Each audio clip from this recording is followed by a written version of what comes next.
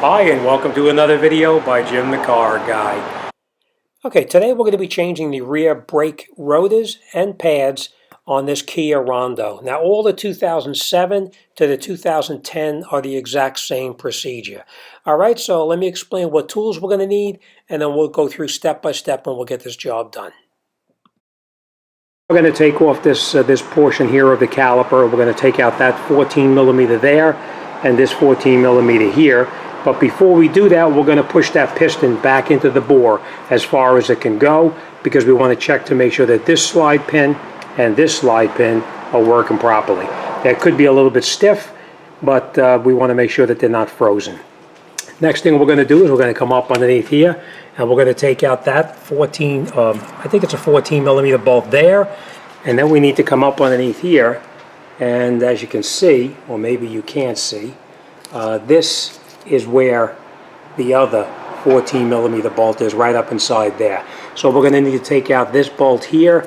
I think that's either 18 or 19 millimeter.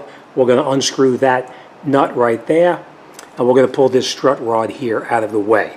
Now, before we take this totally out, we're going to unscrew it 3/4 of the way off, and then we're going to tap it in the back to make sure that that bolt comes through.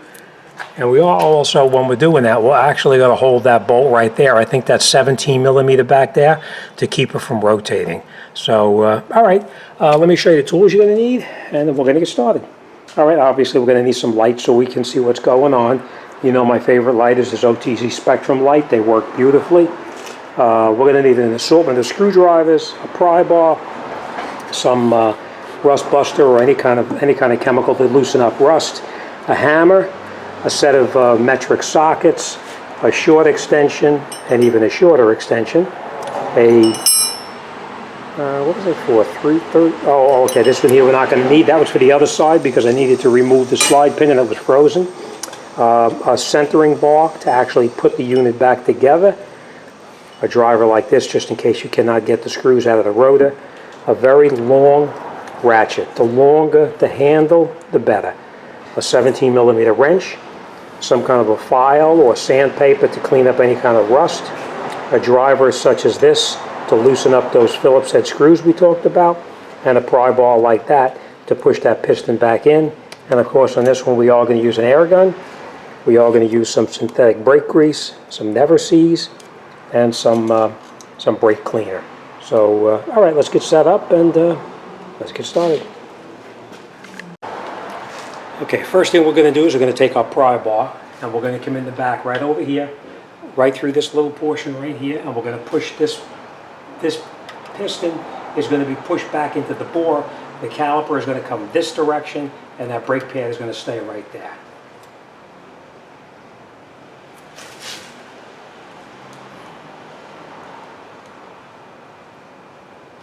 Okay.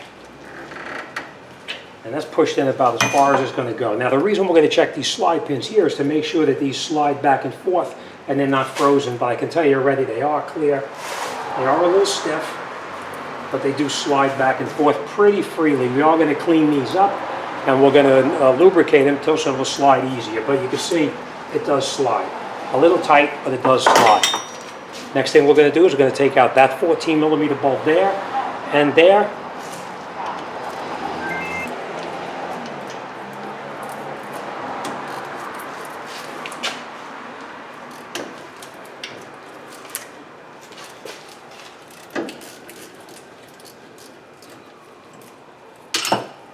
I tell you this all the time, just be careful with these bolts, you don't want to lose them. We're going to put these off to the side.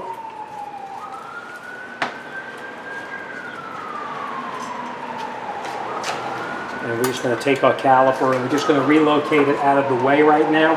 But you can see the piston is pushed back into the bore as far as it'll go. All right, next thing we're going to do now is we're going to take off that bolt right there. So let's grab our impact.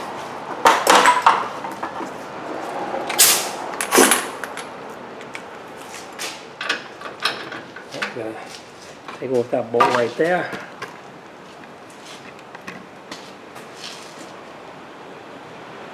And then we're going to hold the back with that wrench just to keep her from spinning.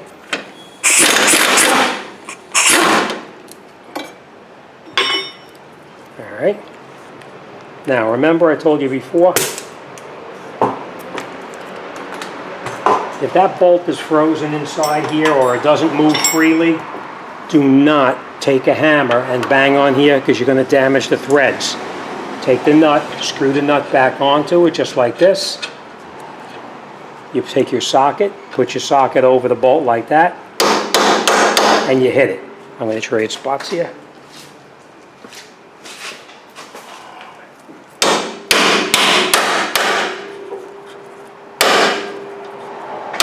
Alright, one thing you do not want to do is damage those threads. If you damage the threads, you won't be putting this bolt back in there. You'll be making a trip to the dealer to get it new one. Alright? Then now after we have it moving, we just put a little drift on here like this, a metal drift. Tap it.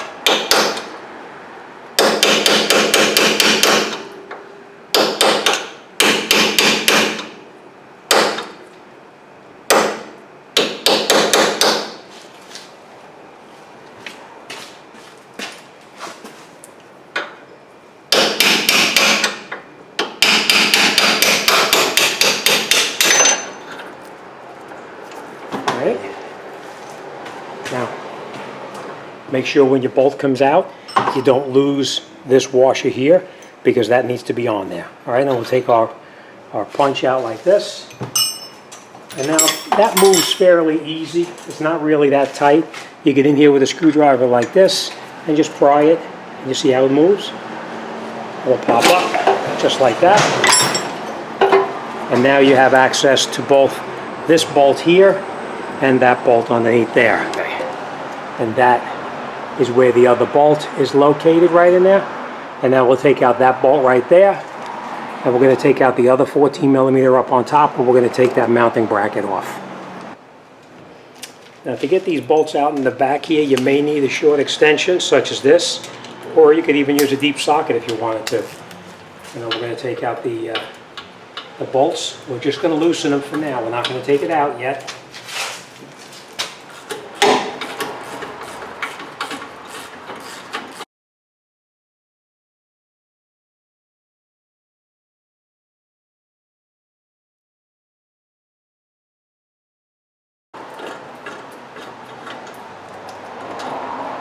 We're going to put this off to the side for now, but we'll come back to that. The next thing we're going to do is we're going to take out these bolts right here. Sometimes they can be pretty tight, but what you do is you get on here with a metal drift like this. Or if you don't have the steel, you can use brass as well. We put this on here like this and we strike it fairly firmly to try to break any rust or Loctite or anything like that on there. Now when you put this on, you're not going in perfectly straight because you don't want to damage the threads, the Phillips head. So you're going to have a slight angle. This is exaggerated, obviously, but it's going to be a very slight angle just like that so we can break it loose. So let's do that.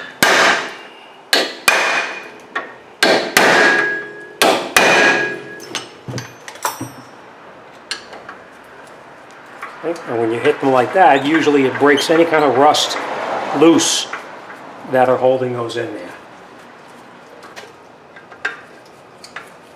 Now, if that didn't work, they sell something like this. It's a driver. You could put it on here like this. It's an impact driver. You put it on and you rotate it like this, and you bang the back of it, and when you hit that, it pushes it in and rotates it at the same time, and it breaks it loose. But we don't need that today.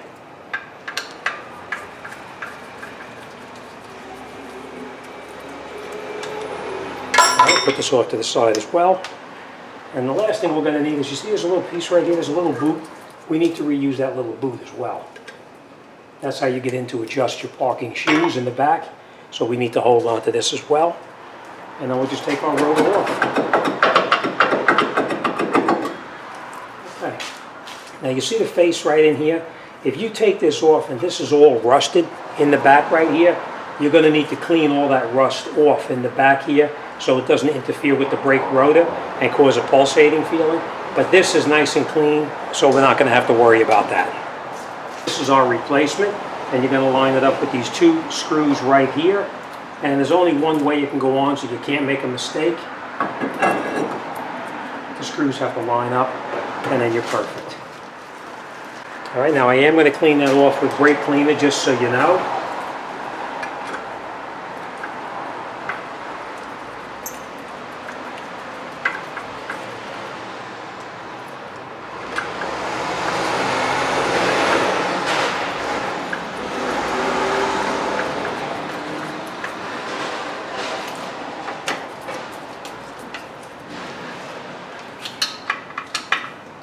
Okay. All right, so that's all set. Let me get some brake cleaner, and we're going to clean this up. And you know what? Before we do anything, let's put that piece back in right there. Now, before you put this whole thing back together, you want to put this in first, because I've seen them already where you put them in there, and I've done it already, where you get in here and you push this in, and you push this piece right through, and it falls inside. So you may have to take the rotor back off. So we're going to do that now. Just push it in a little bit on the corner, and it goes right in just like that. All right, let me clean this up, and then we're going to go over the bench. And what we're going to do now is, I'm going to show you. We're going to take these brake pads out,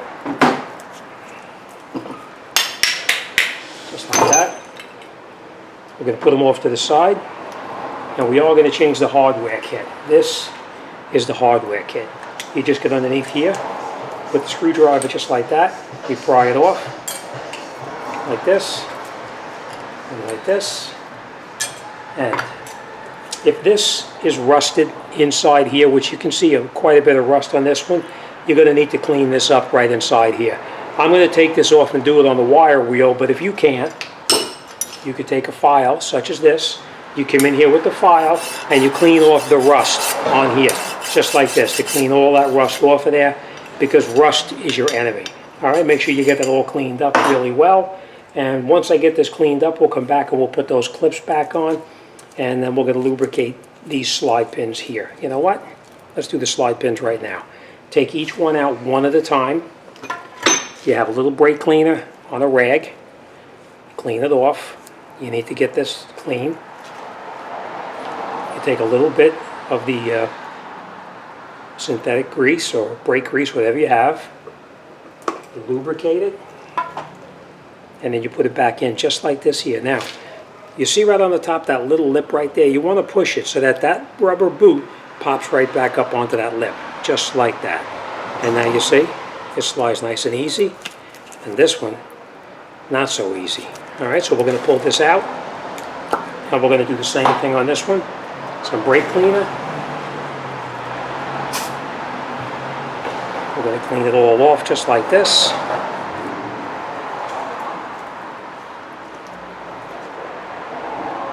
We're going to put a little bit of the silicone on here, not too much, just enough to make it slide. And then we're going to put it right back into that hole right there that it came out of, just like that. And you want to make sure, just like we talked about before, you want to make sure that boot pops right back up where it belongs.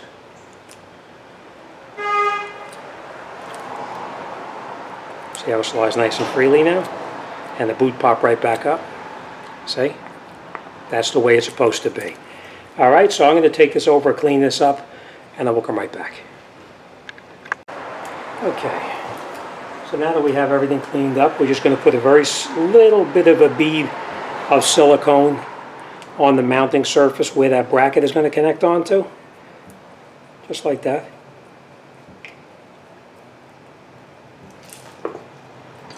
And we're going to take our mounting kit, our hardware, just push it on just like that. That's it. Same thing on here.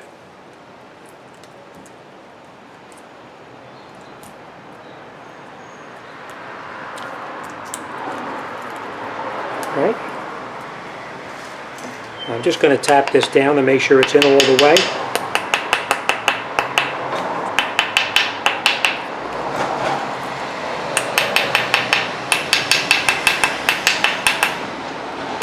Okay, so now it's in all the way.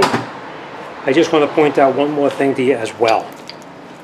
These are your old brake pads, of course. These are your new brake pads. Now, brake pads come in two different kinds. They have the outer and they have the inner. Now this one, as you can see, it has that little sensor right on here. See that sensor? That sensor comes in contact with the rotor and it tells you when it needs brakes. So you have to make sure that when you put it back together, you make sure you put the brake pad on that has the sensor in the correct location, because left side and right side are different. The left side would actually have the sensor up on this location here, so it would be a mirror image of this one. All right, so we know that this is the inner brake pad because that's where the piston was touching, and that's the brake pad right there with the sensor on the bottom. All right, so now we know this is the inner brake pad. Again, every place that the brake pad is going to touch, you put a little bit of silicone, just like that. This was the inner brake pad. So we take the inner pad, put it into here, like that. And now, it slides nice and freely as it's supposed to. We're going to put our other brake pad in here as well, just like this. And that's it, we're ready to put it back together. All right, so now what we're going to do is you put this over the top, just like this. Squeeze the brake pads together. And now we'll grab our screws that we previously took out.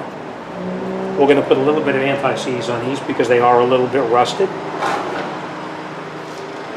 And then we're going to screw them both in by hand, loosely, before we do anything else. You'll have to slide your bracket up and down so that you can get your bolt in, and then you'll feel it pop right in. And now that we have both bolts caught, we can screw these down tight. All right, let me look it up. I'm going to torque these down, and then we'll come right back.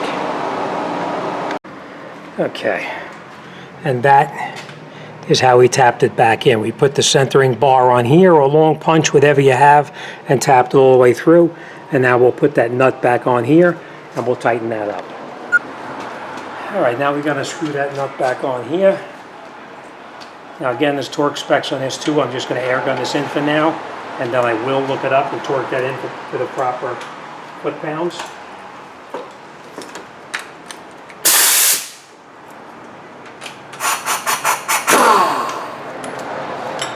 Remember, we're going to hold that bolt in the back so it doesn't rotate. That was at 17 millimeter.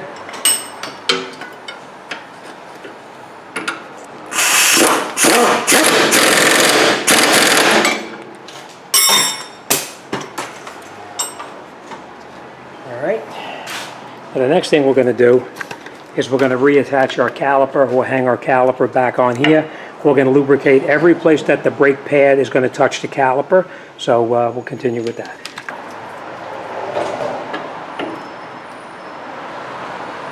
Every place that's going to touch the brake pad, we're just going to put a little bit of the synthetic brake grease on there. And now we're going to put this over the top like this. And you may have to rotate these slide pins to get back in here the way it's supposed to, because the slide pins, they need to fit into that flat area right there. So we're probably going to have to rotate these a little bit, just like that. Push it in.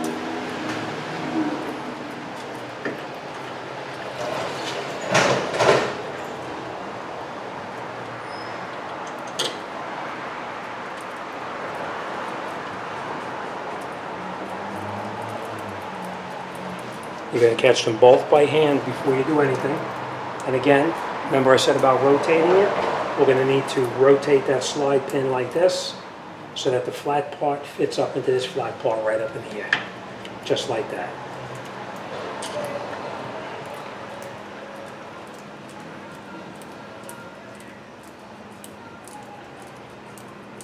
Okay, and now the flat part is in its spot here, and there where it belongs. We're going to tighten it up.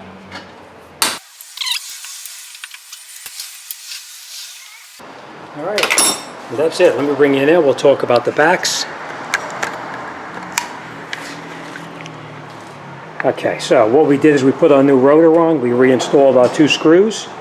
We put that little cover back in here, that little rubber cover where the brake adjustment is for the parking brake. we reattached our brake caliper mounting bracket with the 2 bolts, one that was underneath there and the other one was up on top there.